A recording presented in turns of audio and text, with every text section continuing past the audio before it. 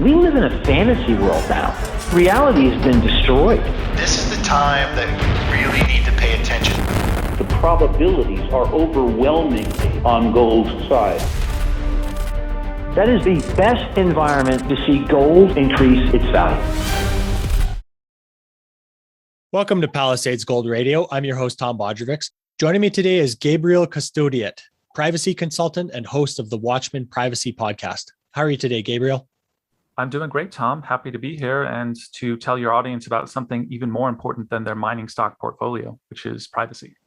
Well, I'm looking forward to this conversation. And, to some people, they might value their mining stock portfolio above their privacy at some points. But at the end of the day, I think this is an interesting and important topic to cover that really goes along with a lot of the themes that, we talk about and think about on this show.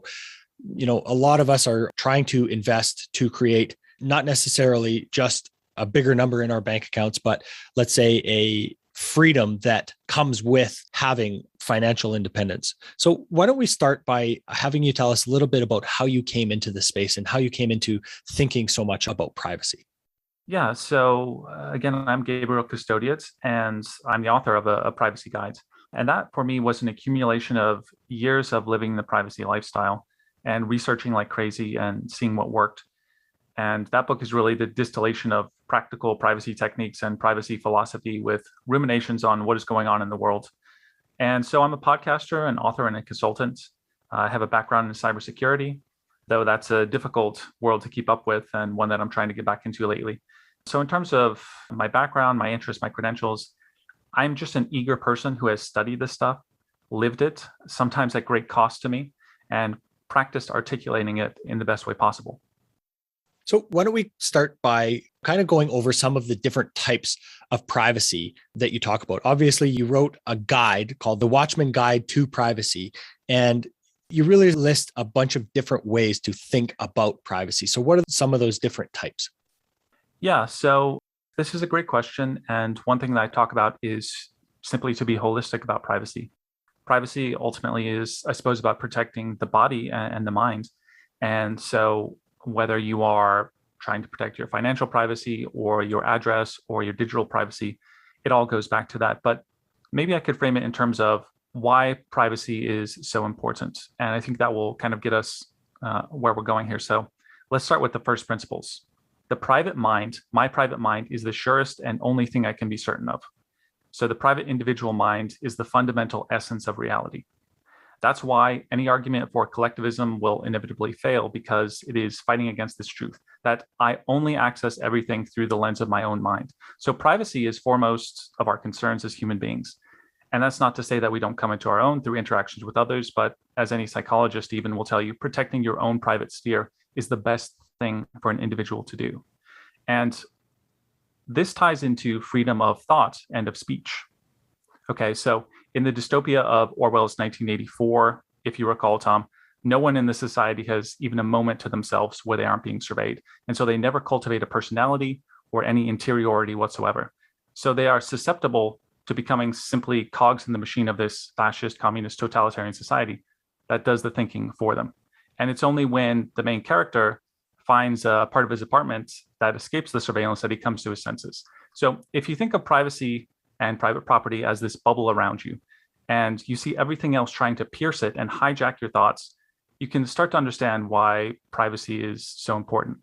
If you can't carve out time for yourself, then you'll fall for the narratives that the government, which in Latin means mind control, by the way, or the media or entertainment, which in Latin means taking hold of the mind. You'll fall for this stuff and you won't be prepared to face reality, whether that's the reality of impending inflation and socioeconomic collapse, or the reality that Western culture is being systematically and purposefully destroyed, or the reality that consumerism is a hindrance to wealth.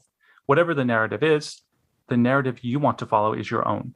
And you cannot cultivate that if you're sitting in front of Netflix all evening, or watching football with politically preachy commercials, or imbibing the doom statistics of CNN, or only seeing the results and news that Google has decided is best for you. So Google search is filtering your results based on their political algorithms, based on your past searches and your location and all of this. The limits of your search engine means the limits of your world. And so privacy techniques, and here I'm getting to my point, I know that was a little bit long-winded, privacy techniques, in this case, simply switching over to an alternative search engine such as DuckDuckGo, can help you fight against all of this. And privacy is, frankly, nothing short of seeing the world for what it really is. Yeah, that's a great point. And you brought up a quote about, maybe refresh my memory what it is here, but something to the effect of, the mind is a fire to be fueled rather than a vessel to be filled, right? Right. The mind is not a vessel to be filled, but a fire to be lit. And so the idea being that our goal as humans is not to just be a receptacle of all things, but to project ourselves out into the world. And we have to have a strong sense of individualism in order to be able to do that. Maybe a strong sense of what we value as well. And to your point about, thinking about the centralization of control, one of your points in the book is that the average American commits 3 felonies per day. And that kind of goes to the importance of privacy when we're thinking about how there's a new law popping up for nearly everything every single day. This just, in a way, creates an entire society of lawbreakers, right? Well, that's a great point, Tom. And so this is kind of the third aspect of privacy that is so important. And that is simply privacy is protection, right? That's the obvious thing that maybe somebody not as philosophically obsessed as me would have started with. But yes, despite what the fools who say that privacy and security are incompatible, despite what they say, privacy is the best protection that we have. And so a lot of people will say, well, protection from what? Well, you just gave us an example. And I'll tell you what, I'll speak directly to the Palisades audience, many of whom are on board with the gold inflation thesis or the commodities inflation thesis, and they see themselves as being ahead of everyone else, which they are. But think about this. If you wake up one morning and your Siboney Stillwater stocks are going to the moon, the chances are that inflation has taken hold or that an economic crash is upon us, and the attendant disaster scenarios of a crash are manifesting. So shortages, starvation, rioting. There was a book published last year called In Defense of Looting, police state happenings, price controls, limits on taking out cash from banks. Maybe your government will pull a Cyprus and freeze bank accounts, skim a good bit off the top, and place restrictions moving forward. So I don't think I have to explain to this audience some of the dangers out there, but I want the audience to consider this. What good is your wealth if you can't protect it? Who cares if you're right about uranium or silver if you can't capture any of that wealth as society becomes crippled? And privacy is always the solution, whether that's having a private vault or a hiding spot of real physical metals or a second or a third bank account outside of your home country. And of course, I haven't even gotten into cancel culture or the $6 trillion of cybercrime per year or any of that. You mentioned the fact that Americans unknowingly commit 3 felonies per year. That comes from a book by Harvey Silverglate called 3 Felonies a Day. There are so many rules and regulations that you can't not break the law in America. And as more things get monitored, the consequences increase. So Tom, the regulations governing cabbage sales in the United States are almost 30,000 words long. Just think about this. In 2021, it is illegal in some places to suggest that there are 2 sexes via so-called hate speech laws, or to not put on a facial covering that one would expect of women under Sharia law. So yes, as the Roman historian Tacitus put it, the more laws in the society, the more corrupt the society. So why don't we think about this a different way here, Gabriel? Is privacy a right that we have? Yeah, so I question people when they say privacy is a right. I'm not sure exactly what they mean. Unfortunately, this term right has been perverted these days. When people say a right to this and a right to that, what they really mean is government goodies. Should the government give us this?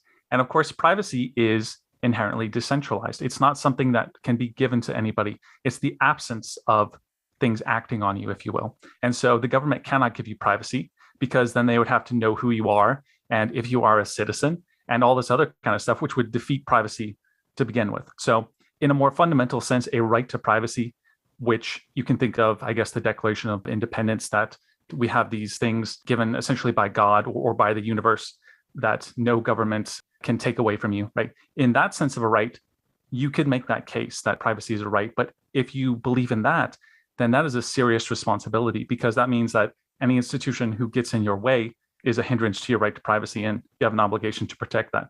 So I don't like to use the term a right to privacy. I guess I think of privacy as a social term, that privacy is a social environment where I am not obligated to give people information about myself unless I want to.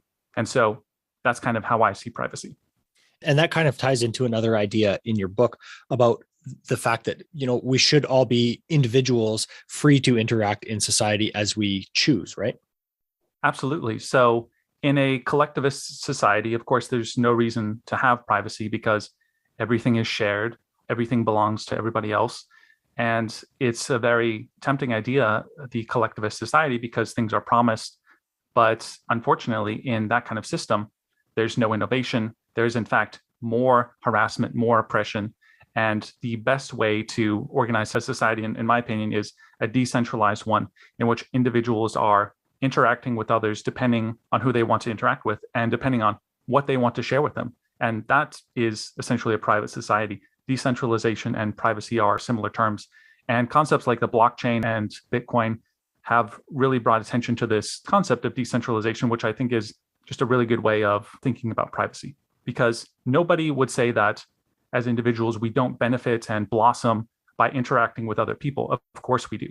But privacy also suggests that I need to spend time alone. I need to have a protection around myself because this is the best way to cultivate the individual. And, in that same vein, you mentioned something earlier, the need to protect yourself. Why don't you tell us about how that, was it $6 trillion a year worth of cybercrime occur? So, it's not necessarily that we need to be, living fearfully, but there are reasons, real world reasons to value and spend a little bit of time being proactive about our privacy because of issues like this, right? Yes, exactly. So that's a powerful statistic. There's $6 trillion in cybercrime per year. And Tom, that's almost as much as the US government prints in a month. That's a lot of money. And a lot of that comes from simple phishing scams. So there are databases right now that you can go online and find in just a few minutes. And this has hundreds of thousands of credit cards from people all over the United States and the West, and their addresses and their login credentials. And this stuff is not immediately used against you, but oftentimes you'll get an email and this is a phishing scam and it will say something like, your account has been compromised, please log in to fix the problem. And it's a fake email, but people will click on it and they'll log in and they will have given over their login credentials to these people who wipe them out or sabotage them. And of course, this is a lot easier for something like Coinbase or cryptocurrency, where it's a lot easier to wipe out this money. But this is just one small example of how this huge statistic of cybercrime can absolutely harm you. And it's just one example. We covered some of the other ways in which privacy can protect you from the onslaught that's out there in the world, from cancel culture to harassment to this eat the rich culture to any number of things. And so, yes, protecting your computer, of course, against cybercrimes, one basic example of how privacy can protect your well-being, your finances, all these kinds of things. So let's really kind of drill into the finances side of this for now, Gabriel, if we could. What is your wealth and how do you own it? You mentioned earlier that, having the right to protect your wealth, but, even thinking about something like having the right to access the wealth that you, let's say, have in your bank account, what are some of the considerations around that as well? Well, yeah, that's a great point, Tom. That's something I try to drill down into the fundamentals, the first principles. And so it should be obvious that if you own gold stocks, for example, as your exposure to gold, then you don't own gold and you frankly don't own stocks. Your brokerage probably owns these stocks and you have a theoretical claim on them. So if crap hits the fan in a really bad way, it's possible to imagine never getting access to them. So that's the exaggerated, somewhat unlikely scenario. But your gold stocks are also permanently etched to your name and your personal information. And so in this scenario, the easiest and the best way to own gold privately is obviously to own bullion. And just like if you were going to have money in your bank account, you're a lot better off having cash on hand as well, because we've seen, as I mentioned in Cyprus earlier, when crap hits the fan, the banks can shut down, the government can dictate price controls and how much money can be taken out. So you really want to have at least part of your wealth on hand in your house. And we can talk about some of the ways that you can acquire, for example, bullion privately and hide it and where you should hide it. But that's the kind of overview. So, you mentioned that if crap hits the fan, that there could be some of these capital controls come in. So, let's take something, for example, like in a collapse, will FDIC insurance cover what is in your bank account? Well, that's the idea. Whether or not that will work in practice is another thing. Everybody running to get their money out of a bank, it turns out, is a calamity. I don't think anybody can predict how that will look. But I'll tell you what, in that scenario, you're going to be grateful if you had some cash on hand. You have a bundle of $100 bills if you're in the US, and that is, buried at the bottom of a plant or in some junk envelopes or in a very innocuous place in your freezer inside of an old fish packaging, something like that. You would certainly not regret having things on hand if things were to hit the fan, or if your government were to decide that you owed, or they were going to take X percentage of your goods for whatever reason. These are kind of disaster scenarios. Mm-hmm. But I think anybody who listens to this podcast can recognize the value of having things on hand. And, you talk a lot about using cash while you can. So what are some of the different ways, give us some examples of getting cash, that aren't necessarily, or that are a lot more private than you would just think about going to the ATM and withdrawing cash. Right. So you're even a step ahead of me here. So I talk a lot about the cashless society that we're going towards. This has sort of been a common theme that people such as myself talk about over the last couple of decades. And it's not dead yet, but it's been dying for a very long time. And you have a lot of countries where they simply won't accept cash. Of course, China is the easy example. Apparently, you can't use cash there. Mm-hmm. And a number of countries, I think of Britain, I think of Sweden, they are not very receptive to using cash. And so you're forced to get involved in these credit card societies where there's all kinds of tracking. And these companies are also making political decisions. You were telling me about, I think it was Visa's carbon plan to limit people's purchases based on carbon emissions, however they calculate those. And so when you're part of these systems, things can go bad. And of course, the ultimate system would be a central bank digital currency, which we can talk about that. But I think we don't really want to fathom how upsetting that would be to the average person. So I advocate people, and if you're listening to this, please go and take some cash out and start using cash. I know it's dirty. I know it's whatever. I know it's inconvenient, but it's so important if we want to keep a cash culture to actually use the cash. And so you can go a step further, which is what you were suggesting, and be private even about how you obtain your cash. Because there are some theories that, the government can see the IDs of each bill. And so you want to get even that privately. So that's a little bit of a down the rabbit hole kind of thing. But for example, you could go to a food store and use a debit card and write over, and that will appear simply as if you bought a lot of food. Or you can pay for a friend's purchase with a credit card and ask them to give you cash. Or you can go sell some stuff on Craigslist. There's a variety of ways to get cash privately. But the thing I want to focus on is to simply get cash, use more of it, increase the amount that you can take out from an ATM, get a second bank account so you can take out more cash in any given day, and just start using it so that we don't hit the point where cash is gone and there's more top-down controls about what we can and can't buy and when. Mm-hmm. Yeah, I mean, a lot of this stuff in some ways will sound extreme that we're talking about. And of course, we have to use some of these extreme examples. But, I often make the point in personal conversations that there are really not many drawbacks to having different means to be able to transact, having a little bit of bullion at home, having different ways to be able to get out of a jam if and when crap hits the fan, like you said. So, let's move to talking a little bit about, owning bullion and purchasing it privately. What are some of the considerations there?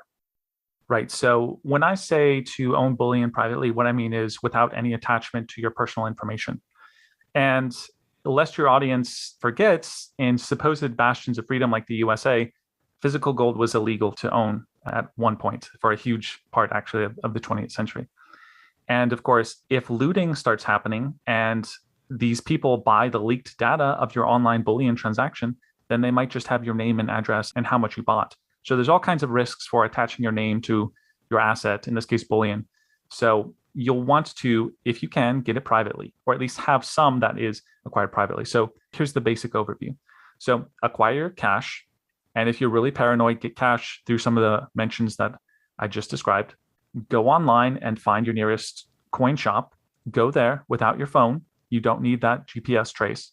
Wear your socially responsible, extra large, extra responsible mask and a hat, and go talk to the seller and ask him the questions about how he tests the metals, etc. Establish a rapport, come off as a normal person, make a small purchase in cash, leave, and repeat the next week. And just remember that in places like the US, any purchase of $10,000 or more forces the store owner to report the transaction to the IRS. So, of course, cash goes without saying. Never show an ID, and definitely don't have anything scanned. And if any of this is not possible where you live, well, you're going to have to fall back to some kind of other plan, buying in a different country or state or province, going to a coin show, checking out a private sale. Obviously, that entails some risk, buying from a friend, but that's the basic method. And if you're trying to do this online, purchase bullion privately online, good luck. First of all, you have your IP address and other factors to consider. We'll probably get into that later. But even beyond that, almost certainly you'll have to use a card. And so for true privacy, you'd have to use privately acquired cryptocurrency. And at that point, even these days, the company will want to know all kinds of information about you. And if the transaction looks suspicious at all, they'll freeze the transaction. And so your best bet in that scenario, and I know we're going down the rabbit hole a little bit more. So you're buying it in privately acquired cryptocurrency, and you have it sent, let's say, to a church address or a shop nearby, and you somehow manage not to go through the fraud systems of that online company. So it's maybe possible. I've never successfully done this, but try to buy your bullion in cash in person at a small shop. So when we think about having our bullion in our homes, that obviously presents some risks. So what considerations do you have towards storing bullion overseas as well? Yeah, and let me just say, of course, it is not a bad idea to have some in your house. And if you were going to have a hiding spot, you should be creative, but also mundane. So store it, as I said, at the bottom of a potted plant, bury it in the yard, put it in an old popsicle container in the freezer, empty out a shampoo bottle and put it in a baggie, and then fill it back up with liquid.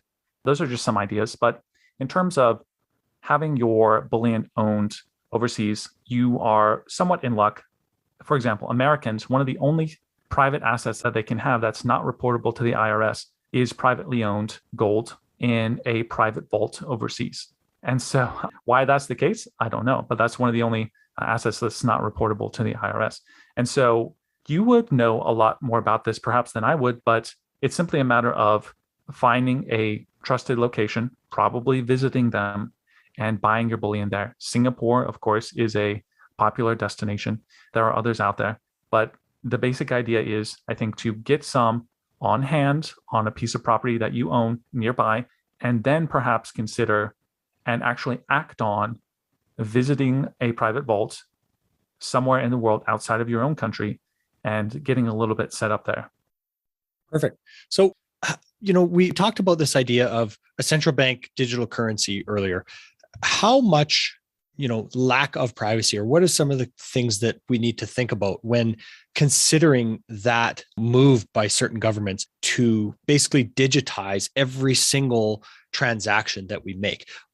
Obviously, I know our community is going to be unfavorable towards a move like that, but sometimes it can get painted with the brush that, well, it's going to be a gold-backed digital currency. Is there any reason that we should look at these central bank digital currencies with any positivity? I don't think so. And I don't think anybody who is a freedom-loving person should support a central bank digital currency or a central bank for that matter. But here's the problem. A central bank digital currency would be established, let's say, by the Federal Reserve, which is an unelected body. So you have an unelected body that is determining the rules of this currency. And all of it is tracked, of course. And you have all kinds of scenarios, all kinds of nightmare scenarios, some of which I can't even fathom.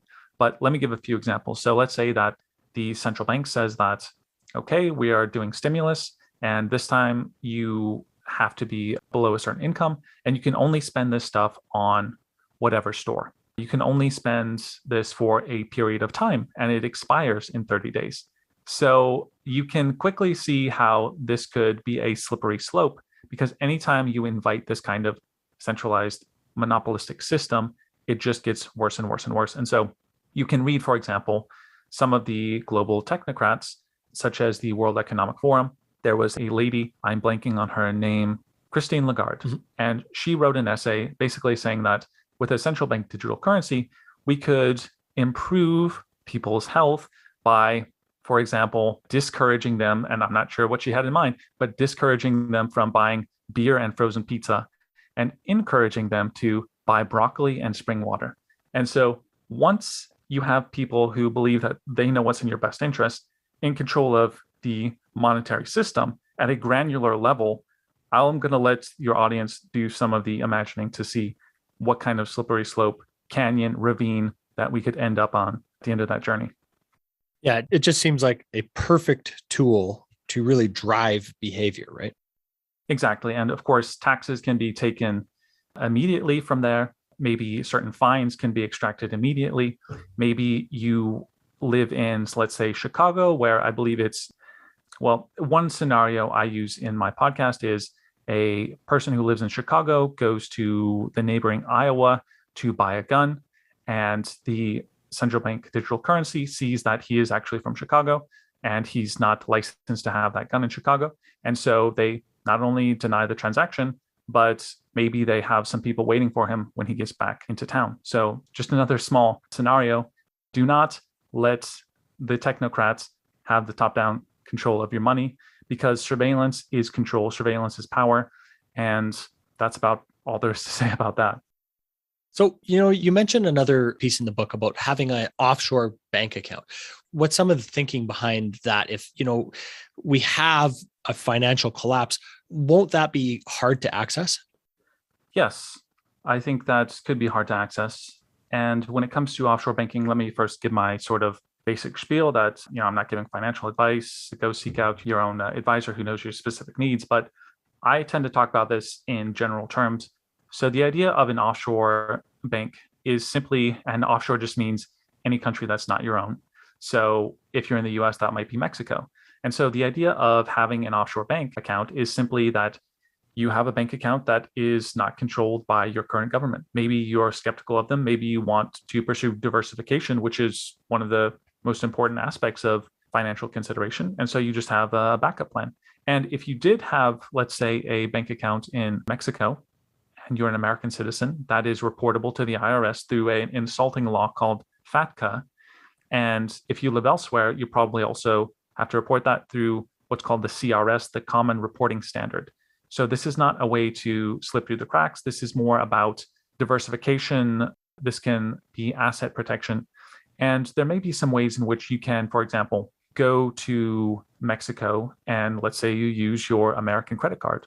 Well, the Mexican government is not seeing those transactions. And so there are some ways that you can achieve privacy, but this is more about diversification, about internationalization, which we can also talk about. But anybody who's concerned about privacy and freedom is willing to go elsewhere. Go, as Andrew Henderson, the nomad capitalist, says, go to where you're treated best, because there's 200 countries out there, Tom.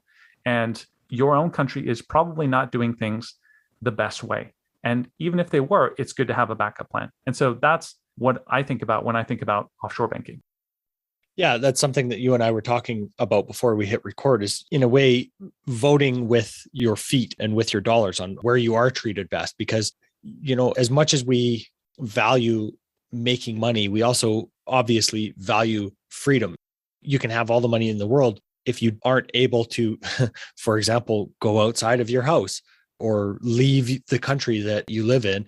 That is a real major restriction on being able to enjoy any wealth that you've built. Well, yes, exactly. And so privacy, in one way of thinking about it, is just putting a separation between you and the outside world.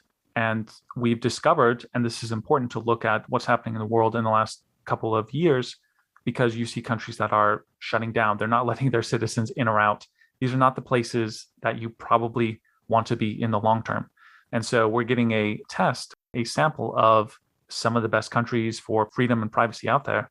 And by the way, if you're thinking about where to go, well, throw out a few there. So check out Mexico. You can check out some parts of Eastern Europe, Romania.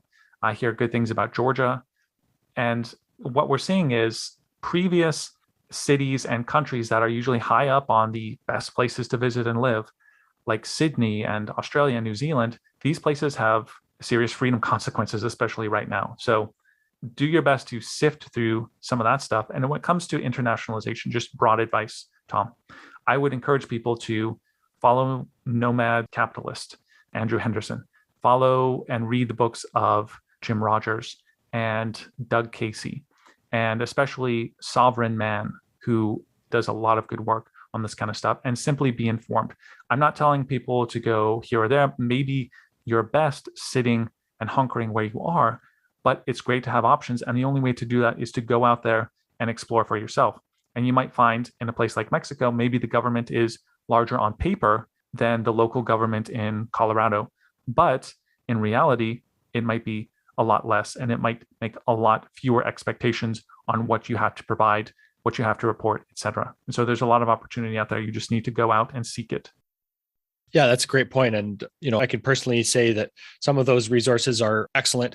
I know I have a lot to thank Simon Black and Sovereign Man for, because that's what basically started my education in all of this entire world. And I do have to thank basically that exposure for learning the things that I have. So, Gabriel, when we're thinking about having assets that hold their value and that also somehow protect our privacy, there's a lot to be said for some of these private cryptocurrencies. So what are some of the considerations around transacting and storing wealth in a cryptocurrency that achieves these goals? Well, of course, Tom, cryptocurrencies have a lot of potential for privacy and freedom-loving people, with a few caveats. First of all, I don't know if these are going to hold their value. I don't know where they're going. But I do think it's wise, even if you're a sort of Peter Schiff type, to kind of understand how it works, and maybe even to get just a little bit of it and to understand how it works. And so I think that's probably a good thing to consider for anybody. But think about this. With a Bitcoin wallet, I could download a Bitcoin wallet on my computer right now. I could, let's say that I already have my Bitcoin in there. With a couple of clicks, I could send that across the world to somebody, any amount, frankly. And that would require no regulations, no checks, nothing like that. It would go through within, let's say, at least a couple hours. Now, that is very empowering. That's very empowering. And if you do this correctly, that is, if you acquire your cryptocurrency in a private way by not attaching your name to it, your personal information. And frankly, there's only a few ways to do that, such as mining, such as buying it from a friend or at a conference in cash, or using a crypto ATM, right? So we're not talking about your Coinbase Bitcoin, which in many ways is a compromise of Bitcoin. It's the wrong idea of Bitcoin, that it's held in an central exchange that basically owns it for you. I think that's a mistake, and people should always have some of their Bitcoin or cryptocurrency in their own wallet on their own computer. That's absolutely necessary. Mm-hmm. And so assuming that you acquire it correctly and privately, and that's a difficult thing. I consult people on that, and I'm coming out with a course on that soon, and I talk about it in my book. Assuming you acquire it correctly, you can go to some shops online, and there are plenty of shops in person. You can just ask people, do you accept Bitcoin? Do you accept Monero, which is a privacy coin? And see if they're interested, and maybe plant the seed so that they will accept it in the future.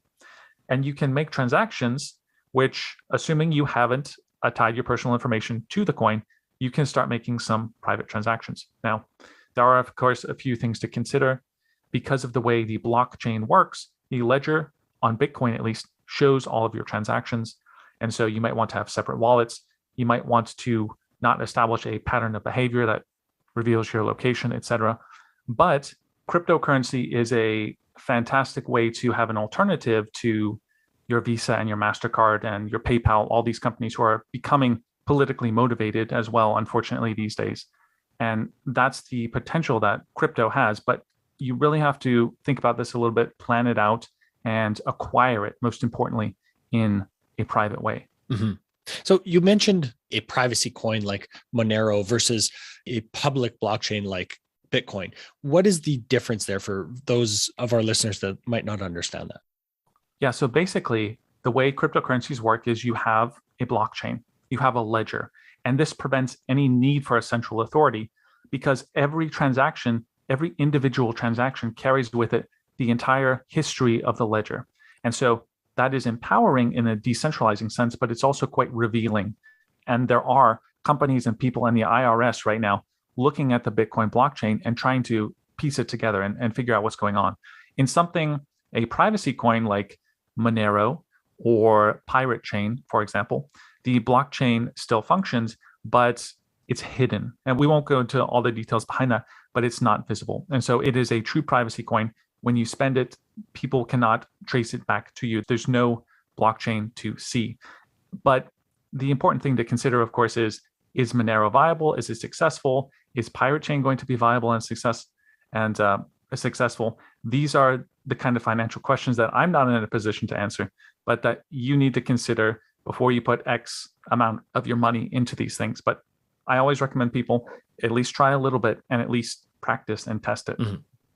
So, Gabriel, in that sense of being able to, let's say, transact privately, you brought up that example earlier that we had talked about offline about Visa, floating this idea of a carbon score for each of the purchases. And ultimately that can obviously lead to a system of control where they can throttle your spending or limit your spending based on how much carbon, quote unquote, score each of your purchases has. So, how much of your privacy does the political nature of these companies threaten?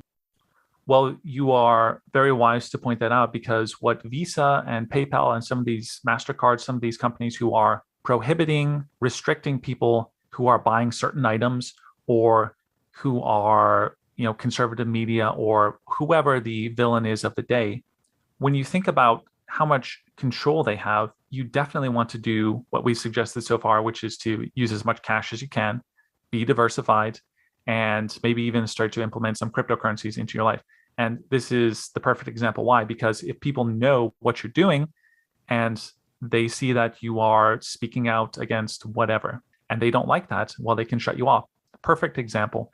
Back in 2018, that controversial figure, Alex Jones, PayPal, who I guess had been his processor for something like 2 decades, they joined the blitzkrieg against Alex Jones, which Apple had banned him and YouTube. And they basically said that because he does not, these are their words, you can go look this up, I'm paraphrasing. PayPal said that because Alex Jones does not represent our value of inclusivity, we will no longer be working with him. In other words, Tom, because he is not inclusive, we're going to exclude him. And so this is all political theater. It's hypocrisy. It's crazy. HSBC, I believe at one point, was canceling the bank accounts of anybody who walked into their branches without a mask on. When you realize this, you realize that you do not want to have a financial relationship, especially a strong one, within a company who will make decisions on a whim, political decisions, emotional decisions, and you want to try to get out of those as much as you can. And we've already talked about the sorts of things that you can do. I hadn't heard the story about HSBC canceling bank accounts for people that walked in without masks. That's crazy. It is crazy, but such is our world these days. Yeah, that's a good point. So, a lot of the piece of thinking about privacy is based around our digital privacy and our world that we interact with digitally so much. So why don't we talk about some considerations that we need to have around interacting with our devices on an everyday basis? Now we're getting to the real bedrock of privacy. And so there are a number of things that you can and should do with your computer. And so these are some of the things that I discuss in my book, my 3 rules for computer use. And that is, first of all, keep your computer programs updated. All right, especially your operating system. Make sure you go and find out how these are updated and keep them up to date. Sorry, Gabriel, before we continue on, is that just simply because that helps protect you from viruses and malware? Yes, the reason why a program would update is because they found a vulnerability. Mm-hmm. And so you do not want to be using the old version. Otherwise, you will be susceptible to this vulnerability. So you've seen, for example, that when Windows 10 said that they will no longer be providing updates, well, everybody migrates because there's going to be a vulnerability. And once the criminal elements find that vulnerability, Windows 7 will not be safe again. And so it's always a cat and mouse game of fixing the bugs as you go along. And that's why you always want to be in the newest version of any particular computer program. Okay. So number 2. Right. Number 2 for computer rules, don't click anything, open any file, type into any text box, install any program, visit any website, or insert any storage drive into your computer if you aren't certain what it is and where it came from. So I mentioned earlier, phishing attacks. A phishing attack happens when you get in, for example, an email from a criminal element and it looks legitimate, and it asks you to type in something or click on something or open a file, and either you get a nice piece of malware, or more likely, you are tricked into giving your keys to the kingdom. All right. And so just take a few seconds before you respond to some emotionally charged email about how your account has been compromised, before you put in a USB drive that you found, before you go to some random website, just do a little bit of research. And if you follow that tip, you're basically going to remove most of your vulnerabilities while you're online. Third piece of advice, keep your programs and accounts to a minimum. And this is where we get into the philosophy of minimalism, which is key to a privacy lifestyle. And so whether this is on your phone or your computer, try to do as much as you can with as few programs as you can, with as few accounts as you can. Because the more accounts that you have, the more information that you're giving, the more ways that that information can be compromised when that website is ultimately compromised. And they are all compromised at the end of the day. When it comes to programs, the same thing applies. So I try to do as much as I can with as few programs as I can. And those programs, by the way, tend to be offline programs as much as possible. And you can find a lot of hope in the free and open source software movement. So instead of, for example, using Office 365, you can use LibreOffice. Instead of using an online password manager, you can use something like KeePass XC, which is completely offline and removes all the vulnerabilities, or most of them, connected with being online. You know, Gabriel, that kind of brings to mind the fact that we need to be more deliberate about what we are looking at when we're online. So talk to us a little bit about how our attention has basically become a commodity to be sold to these bigger tech companies, and, you know, reinforce the idea that we need to be more intentional about what we're spending our time online doing.